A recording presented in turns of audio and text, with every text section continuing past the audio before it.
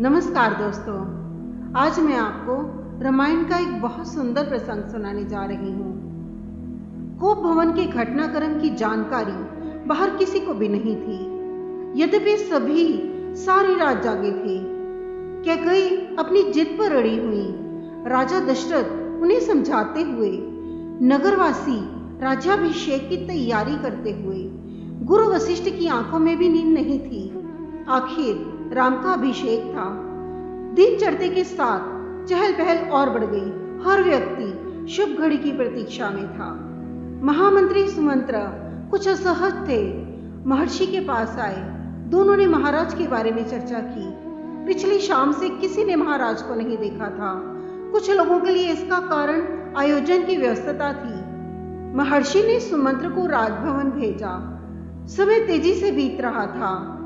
शुभ घड़ी निकट आ रही थी। सारी तैयारियां हो चुकी थी। केवल महाराज का आना शेष था। सुमंत्र तत्काल राजभवन पहुंचे। कैकेयी के महल की सीढ़ियां चढ़ते हुए सुमंत्र को एक अनजान डर ने घेर लिया। अंदर पहुंचे, देखा कि महाराजा पलंग पर पड़े हैं, बीमार, दीनहीन। सुमंत्र का मन भांपते हुए कैकेयी ने कहा, चिंता की कोई बात नहीं है मंत्रीवर।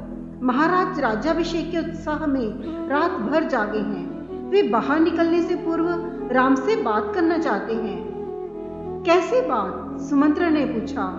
मैं नहीं जानती, अपने मन की बात वे राम को ही बताएंगे। आप उन्हें बुला लाइए। दशरथ ने बहुत क्षीण स्वर में राम को बुलाने की आज्ञा दी। सुमंत्र के मन में कई तरह की आशंकाएं थीं, पर वे उन्हें टालते रहे। राम के निवास के बाहर भारी भीड़ थी। लक्ष्मण भी वहीं थे। भवन को सजाया गया था। उसकी चमक दमक देखने योग्य थी। सुमंत्र को देखकर कोलाहल बढ़ गया। लोगों के लिए यह एक संकेत था राज्याभिषेक के लिए राम को आमंत्रित करने का। सुमंत्र ने कहा, राजकुमार, महाराज ने आपको बुलाया है, आप मेरे साथ ही चलें।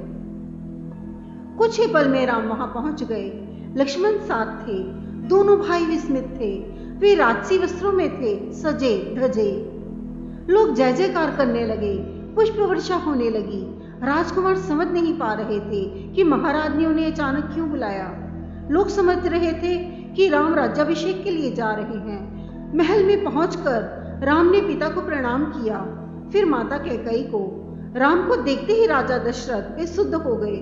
उनके मुंह से एक हल्की सी आवाज निकली, राम। उन्हें होश आया, तब भी वे कुछ नहीं बोल सके। थोड़ी देर तक चुप्पी रही, असहज सन्नाटा। कोई कुछ नहीं बोला तो राम ने पिता से पूछा, क्या मुझसे कोई अपराध हुआ है? कोई कुछ बोलता क्यों नहीं? आप ही बताइए माते।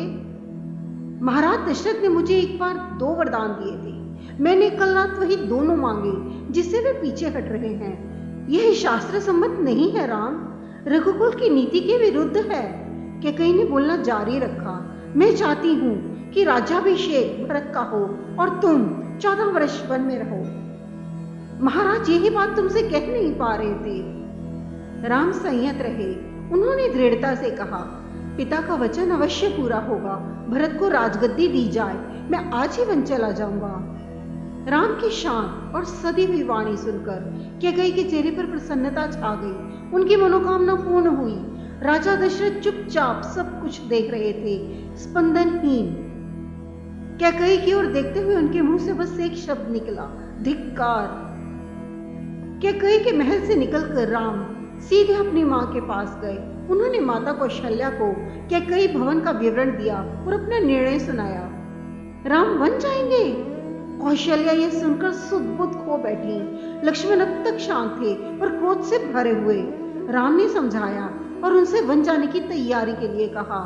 कौशल्या का मन था कि राम को रोक लें, वन ना जाने दें, राजगद्दी छोड़ दें, पर वह अयोध्या में रहे।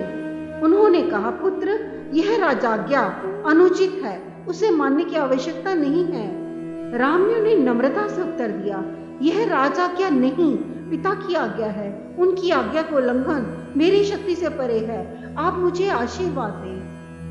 लक्ष्मण से राम का संवाद जारी रहा। राम ने वन गमन को भाग्यवश आया उलट फेर कहा। लक्ष्मण इससे सहमत नहीं थे। वे इसे कायरों का जीवन मानते थे।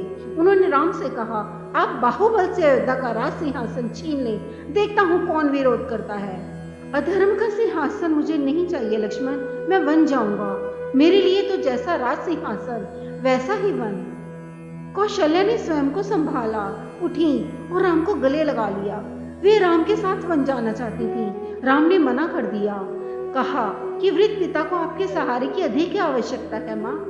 कौशल्या ने राम को विदा करते हुए कहा, जाओ पुत्र, 10 दिशाएं तुम्हारे लिए मंगलकारी हो, मैं तुम्हारे लौटने तक जीवित रहूंगी।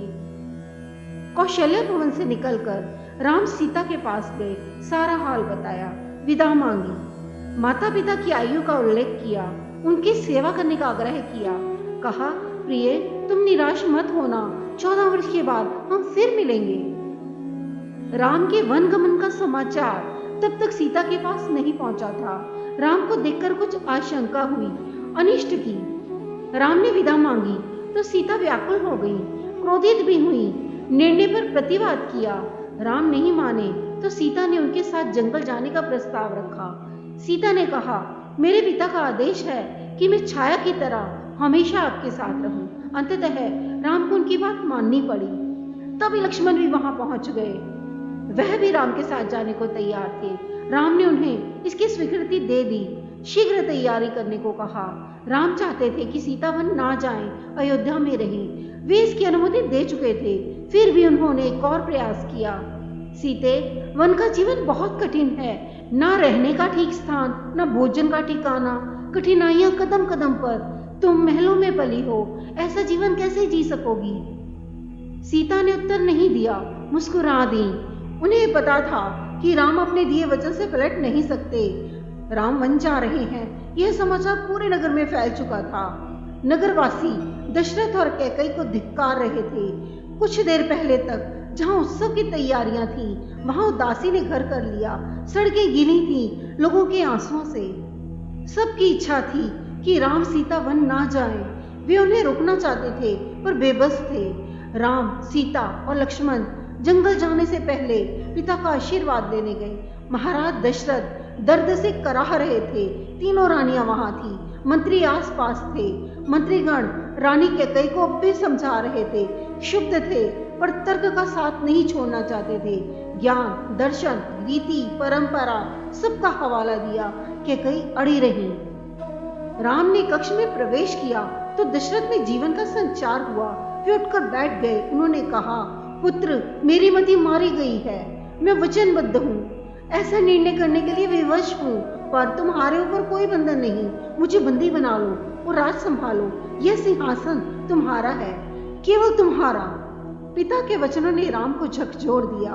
वे दुखी हो गए पर उन्होंने नीति का साथ नहीं छोड़ा। आंतरिक पीड़ा आपको ऐसा करने पर विवश कर रही है। मुझे राज्य का लोभ नहीं है, मैं ऐसा नहीं कर सकता। आप हमें अपना आशीर्वाद देकर विदा करें। विदाई का दुख सहन करना कठिन है, इसे और ना बढ़ाएं। इसी बीच रानी कैकई ने राम, लक्ष्मण और सीता को वस्त्र दिए। राम ने राजसी वस्त्र उतार दिए, तपस्वियों के वस्त्र पहने। सीता को तपस्विनी के वेश में देखना सबसे अधिक दुखदायी था। महर्षि वशिष्ठ अब तक शांत थे। उन्हें क्रोध आ गया। उन्होंने कहा, सीता वन जाएगी तो सब अयोध्यावासी उसके साथ जाएंगे। भरत सुनी अयोध्या पर राज करेंगे। यहाँ कोई नहीं होगा, पशु पक्षी भी नहीं।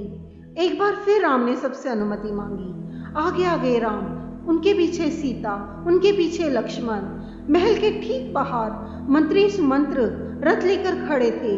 रथ पर चढ़कर राम ने कहा, महामंत्री रथ तेज चलाएं। नगरवासी रथ के पीछे दौड़े। राजा दशरथ और माता कौशल्या भी पीछे पीछे गए। सब रो रहे थे, सबकी आंखों में आंसू थे। पुरुष, महिलाएं, बूढ़े, जवान, बच्चे मीलों तक नंगे पांव दौड़ते रहे। राम यह दृश्य देखकर विचलित हो गए, भावुक भी। उनसे यह सब देखा नहीं जा रहा था। उन्होंने सुमंत्र से रथ को और गति से हाँकने को कहा ताकि लोग हार जाएं, थक कर पीछे छूट जाएं, घर लौट जाएं। राजा दशरथ लगातार रथ की दिशा में नजरें गड़ाए थे, खड़े रहे जब तक रथ आंखों से ओझल नहीं हो गया। रथ दिखना बंद हुआ तो वे धरती पर गिर पड़े। रथ दिन भर दौड़ता रहा। वन अभी दूर था। तमसा नदी के तट तक पहुंचते पहुंचते शाम हो गई। वनवासियों ने रात वहीं बिताई। अगली सुबह वे दक्षिण दिशा की ओर चले। हरे भरे खेतों के बीच से। गोमती नदी पार कर राम, सीता और लक्ष्मण सही नदी के तट पर पहुंचे। महाराज दशरथ के राज्य की सीमा वहीं समाप्त होती थी। राम ने मुड़कर अपनी जन्मभूमि को देखा, उसे प्रणाम किया, कहा, हे जननी, अब 14 वर्ष बाद ही तुम्हारे दर्शन कर सकूंगा। शाम होते होते वे गंगा के किनारे पहुंच गए। रिंगवेरपुर गांव में निषाद राज गुह ने उनका स्वागत किया। राम ने रात वहीं विश्राम किया, गुहराज के अतिथि के रूप में। वह क्षेत्र आ गया था नदी के उस पार। अगली सुबह राम ने महामंत्री को समझा बुझाकर वापस भेज दिया। दोनों राजकुमार और सीता ने नाव से नदी पार की। सुमंत्र तट पर खड़े रहे वनवासियों के उस पार उतरने तक। उसके बाद वे अयोध्या लौट आए। सुमंत्र का खाली रथ अयोध्या पहुंचा तो लोगों ने उसे घेर लिया। वे राम के बारे में जानना चाहते थे। सुमंत्र बिना कुछ बोले सीधे राजभवन गए। राजा दशरथ कौशल्या भवन में थे, बेचैन। सुमंत्र की प्रतीक्षा में उन्होंने कहा, महामंत्री, राम कहाँ है? सीता कैसी हैं? लक्ष्मण का क्या समाचार है? वे कहाँ हैं? क्या खाते हैं? सुमंत्र की आंखों में आंसू थे। उन्होंने एक एक कर महाराज के सभी प्रश्नों का उत्तर दिया। सुमंत्र को पता था कि दशरथ को इन उत्तरों से संतोष नहीं होगा। महाराज की बेचैनी बनी रही, बढ़ती गई। वन गमन के 6ठे दिन दशरथ ने प्राण त्याग दिए। राम का वियोग उनसे सहा नहीं गया। दूसरे दिन महर्षि वशिष्ठ ने मंत्री परिषद से चर्चा की। सबकी राय थी कि राजगद्दी खाली नहीं रहनी चाहिए।